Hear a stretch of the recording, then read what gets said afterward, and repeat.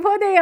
ಇವತ್ತಿನ ನುಡಿಮುತ್ತು ಏನಪ್ಪ ಅಂತ ಅಂದರೆ, ಯೂಶಲಿ ಮಾತಾಡಬೇಕಾದ್ರೆಲ್ಲ ಕೇಳುವಂತಹ ಸಾಮಾನ್ಯ ಪ್ರಶ್ನೆ ಏನಪ್ಪ ಅಂತ ಅಂದರೆ, ಭಗವಂತನನ್ನು ಪ್ರಾರ್ಥನೆ ಮಾಡಿದ್ರೆ ನಮಗೆ ಕಷ್ಟನೇ ಬರೋದಿಲ್ವಾ ಅಂತ. ಇಲ್ಲ, ತುಂಬ ಕಷ್ಟ ಬರುತ್ತೆ. ಆದರೆ ಅದನ್ನು ದಾಟುವಂತಹ ಶಕ್ತಿಯನ್ನು ಸಹ ಭಗವಂತನೇ ಕೊಡ್ತಾರೆ. ಇದು ಮಾತ್ರ ನಾನು ಹೇಳಬಲ್ಲೆ.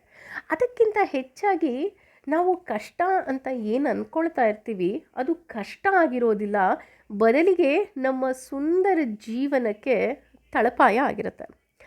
ಇದನ್ನು ಹೇಗೆ ಹೇಳ್ಬೋದು ಅಂತ ಅಂದರೆ, ನನಗೆ ಒಂದು ಹೂವು ಅಂದರೆ ತುಂಬ ಇಷ್ಟ. ಹಾಗಾಗಿ ಏನು ಮಾಡ್ತೀನಿ, ಭಗವಂತನನ್ನು ಪ್ರಾರ್ಥನೆ ಮಾಡ್ತಾ ಒಂದು ಹೂವಿನ ಬೀಜವನ್ನು ಭೂಮಿಗೆ ನಾನು ನೆಡ್ತೀನಿ. ನಾನು ಹೂ ಬೇಕು ಅಂತ ಕೇಳೋ ಅಷ್ಟೊತ್ತಿಗೆ ಜೋರು ಮಳೆ ಬರುತ್ತೆ. ನನಗೆ ಭಯ ಆಗುತ್ತೆ, ಅಯ್ಯೋ ಇದೇನಪ್ಪ ಇದು ಮಳೆ ಬರ್ತಾ ಇದೆ ಅಂತ. ಆದರೆ ಸ್ವಲ್ಪ ದಿನದಲ್ಲೇ ನಾನು ನೆಟ್ಟಂತಹ ಸಸಿ ಚಿಗುರೊಡೆದು ಹೂ ಬಿಡುತ್ತೆ.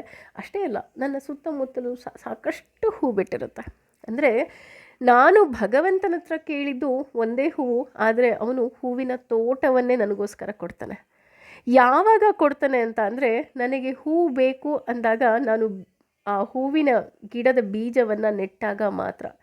ದಟ್ ಮೀನ್ಸ್ ನಾನು ಕರ್ಮವನ್ನು ಮಾಡಿದಾಗ ಮಾತ್ರ ಆತ ಫಲ ಕೊಡ್ತಾನೆ. ಅದಾಗತ್ತೆ, ಹೀಗೇ ಇರುತ್ತೆ? ನೋ.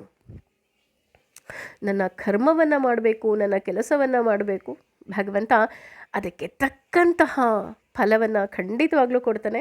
ಅವನು ನಮ್ಮೆಲ್ಲರ ತಂದೆ. ಹಾಗಾಗಿ ನಮ್ಮನ್ನು ರಕ್ಷಣೆ ಮಾಡುವಂತಹ ಹೊಣೆಯನ್ನು ಆತ ಹೊತ್ತಿದ್ದಾನೆ. ಖಂಡಿತವಾಗ್ಲೂ ನಮ್ಮೆಲ್ಲರನ್ನ ಕೈ ಬಿಡದೆ ಆತ ಕಾಪಾಡ್ತಾನೆ. ನಾವು ತಂದೆಯ ಕೈ ಹಿಡಿದ್ರೆ ತಪ್ಪಿಸ್ಕೊಂಡು ಹೋಗೋ ಚಾನ್ಸಸ್ ತುಂಬ ಇರುತ್ತೆ. ಆದರೆ ಭಗವಂತ ತಂದೆಯಾಗಿ ನಮ್ಮ ಕೈ ಹಿಡಿದಾಗ ಖಂಡಿತ ನಮ್ಮನ್ನು ತಪ್ಪಿಸ್ಕೊಂಡು ಹೋಗೋದಕ್ಕೆ ಬಿಡೋದಿಲ್ಲ. ಬದಲಾಗಿ ಮುಕ್ತಿ ಅನ್ನುವಂತಹ ಆ ಮಾರ್ಗಕ್ಕೆ ಕರೆದುಕೊಂಡು ಹೋಗ್ತಾನೆ. ಯಾವಾಗ ಅಂದರೆ, ನಾವು ಕಂಪ್ಲೀಟ್ ಸರೆಂಡರ್ ಆಗಬೇಕು, ಅವನ ಮೇಲೆ ನಂಬಿಕೆ ಇರಬೇಕು. ಭಗವಂತ ನೀನು ನನ್ನನ್ನು ಕೈ ಹಿಡಿದು ಕಾಪಾಡು ಅಂತ ನಾವು ಕಂಪ್ಲೀಟ್ ಸರೆಂಡರ್ ಆದಾಗ ಖಂಡಿತವಾಗ್ಲೂ ಭಗವಂತ ನಮ್ಮನ್ನು ಕಾಪಾಡ್ತಾನೆ. ನಂಬಿಕೆ ಇರಬೇಕು. ಯಾವುದೇ ಕಾರಣಕ್ಕೂ ಭಗವಂತನ ಮೇಲೆ ನಂಬಿಕೆಯನ್ನು ನಾವೆಂದೂ ಸಹ ಕಳ್ಕೋಬಾರ್ದು. ಏನಂತೀರಾ? ಯೋಚನೆ ಮಾಡಿ. ಹಾಗೆ ಭಗವಂತ ನಿಮಗೇನಾದರೂ ಕಷ್ಟ ಕೊಡ್ತಿದ್ದಾನೆ ಅಂದರೆ, ಮುಂದಿನ ಸುಂದರ ಜೀವನಕ್ಕೆ ಒಂದು ತಳಪಾಯ ಹಾಕ್ತಾ ಇದ್ದಾನೆ ಅಂತ ಅದರ ಅರ್ಥ. ಹಾಗಾಗಿ ಮುಂದೊಂದು ದಿನ ಸುಖ ಇದೆ ಅಂತ ಸಂತೋಷ ಪಡೋಣ. ಭಗವಂತ ಸದಾ ನಮ್ಮನ್ನು ಕೈ ಹಿಡಿದು ಕಾಪಾಡ್ತಾನೆ ಇರ್ತಾನೆ. ಏನಂತೀರಾ? ಯೋಚನೆ ಮಾಡಿ. Thank you.